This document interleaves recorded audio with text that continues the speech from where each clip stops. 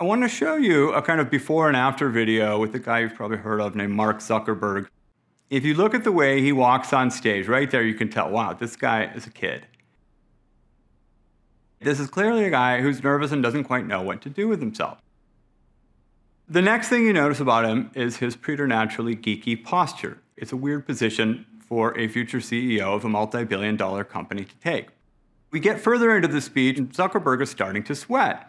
And he's wearing what was then his signature hoodie. Hey, you want to take off the hoodie? You know, I never take off the hoodie. I know you don't. What's with that? There's a group of women in the audience that wish you would. No. Girls? Whoa. All right. Sorry. Yeah, that's okay. Maybe I should take off the hoodie. Take off the hoodie. Go ahead. You want What to? the hell? You want? Go ahead. Here.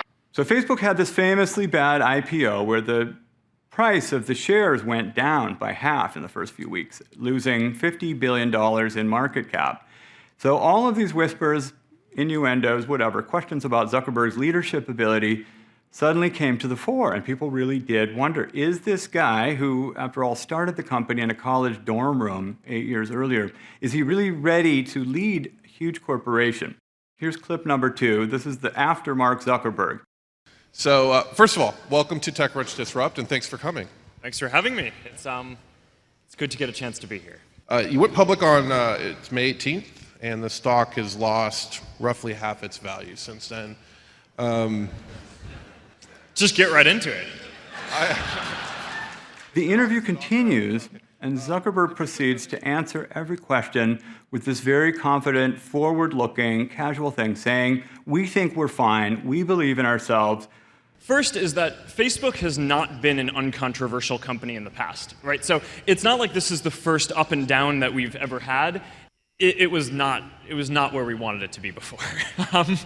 But you know, and to be honest, even what we have now is not as good as it can be. I mean, I would rather be in this cycle where people underestimate us, because I just personally would rather be underestimated.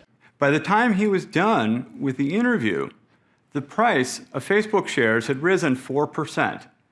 So what was it exactly that Mark Zuckerberg learned between the first interview and the second one? Well, number one, I can tell you for sure, he worked with a speech coach. And whatever that speech coach taught him, he learned how to use his face and his eyes and his words and his body in a way that allowed him to play the role of Mark Zuckerberg differently and better.